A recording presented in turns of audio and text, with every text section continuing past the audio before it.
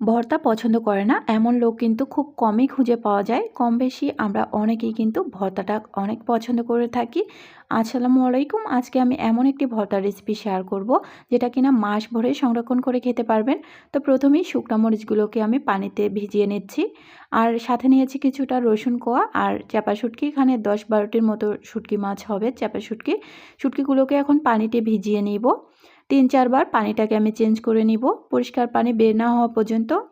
তো 3-4 বার পরিষ্কার করার পর পানিটা আমি চেঞ্জ করে শুটকি মাছটাকে ঠিক এভাবে পরিষ্কার করে নিচ্ছি, অর্থাৎ আইসটা উপর থেকে উঠিয়ে নিচ্ছি।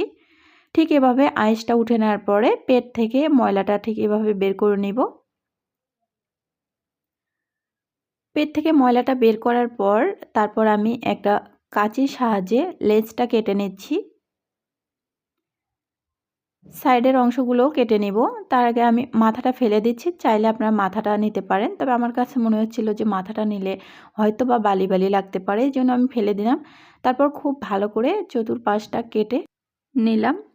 একেবারেই কমপ্লিট হয়ে গেছে, দেখতে পাচ্ছেন। ঠিক এভাবে পরিষ্কার করে কেটে নিয়েছি। সবগুলোকেই এভাবে পরিষ্কার করে কেটে নিয়েছি। তারপর আমি পাটায় দিয়ে দিচ্ছি। আর ওই মরিচগুলো যে ভিজিয়ে রেখেছিলাম সেগুলোও পাটায় দিয়ে দিচ্ছি। রসুনের কোয়াগুলোও দিয়ে দিব। এবার খুব ভালো করে আমি এটাকে বেটে নেব। তবে আপনারা চাইলে কিন্তু ব্লেন্ডারে বেটে নিতে পারেন। ব্লেন্ডারে এটাকে বাটতে জাস্ট 1 মিনিট লাগবে। আর যাদের ব্লেন্ডার নেই তারা কিন্তু পাটায় এভাবে বেটে নিতে পারেন। তবে পাটায় বাটা অনেকের কাছেই বিরক্ত লাগে, এই জন্য যাদের ব্লেন্ডার আছে তারা কিন্তু ঝটপট সেখানেই বাটে নিতে পারেন। তারপর আমি এটাকে ঠিক এভাবে উঠিয়ে নিব একটা বাটিতে। তবে আপনারা চাইলে কিন্তু পলি অথবা গ্লোভস পরে তারপর উঠিয়ে নিতে পারেন, কারণ হাতটা কিন্তু আবার একটু ঝাঁঝালো হতে পারে, অর্থাৎ জ্বলতে পারে হাতটা, যেহেতু শুকনা মরিচ দেওয়া আছে। রান্নার জন্য চুলায় একটা প্যান বসিয়ে এখানে আমি আধা কাপের থেকে একটু বেশি পরিমাণে তেল দিয়েছি।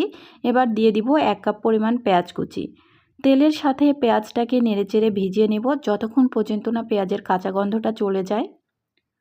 পেঁয়াজের কাঁচা গন্ধটা চলে গিয়ে যখন পেঁয়াজ থেকে একটা সুন্দর ঘ্রাণ আসবে, তখন আমি অ্যাড করে দিব একটা টমেটো কুচি কিউব করে কেটে নিয়েছি। আর টমেটোর মাঝে যে বীজটা থাকে সেটা কিন্তু আমি ফেলে দিয়েছি, শুধু খোসাটাকেই কেটে তারপর এভাবে নিয়েছি।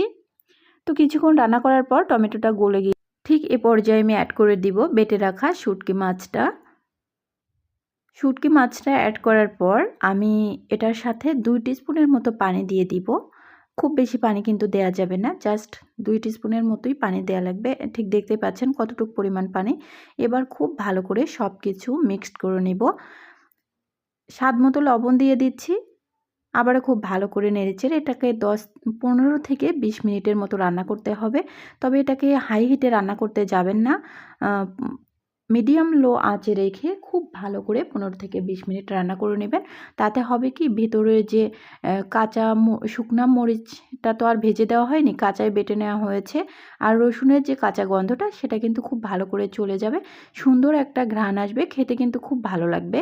তো আমার রান্নাটা কিন্তু শেষের পর্যায়ে। আমি 20 মিনিটের মতো এটাকে রান্না করে নিয়েছি, হাতে একটু সময় নিয়ে মিডিয়াম লো আঁচে একেবারে এটাকে ভেজে ভেজে খুব ভালো করে রান্না করে নিয়েছি। চুলা থেকে নামিয়ে নিয়েছি, দেখতেই পাচ্ছেন। এখন আমি এটাকে পরিবেশন করব। তো আমি একটা বাটিতে উঠিয়ে নিচ্ছি সবগুলো। রেসিপিটা যদি আপনাদের ভালো লাগে তাহলে অবশ্যই ভিডিওতে লাইক কমেন্ট করবেন, আর ভিডিওটা অবশ্যই বেশি বেশি করে শেয়ার করে দেবেন।